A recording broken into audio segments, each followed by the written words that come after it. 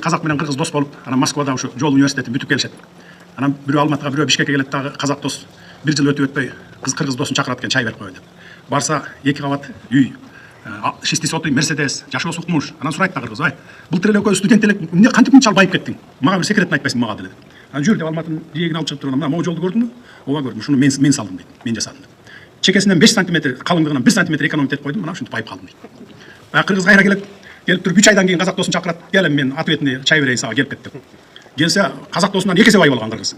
3 кабат үй, Геленваген мингери, дача, ай сен 3 ай мурун эле бир комнат квартирада жашачу эмес белең? Батирде.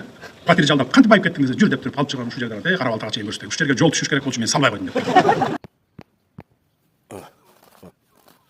Мына асфальт немеси. Жакшылыгы. Мына чөгүп улайдын эле үстүнө куюп койгон. Мына коюлган жерлер. Мына чөккөн жерлер. Дагы 3 жерде бар. Кызыл тээттин тушунда бар 2 жерде.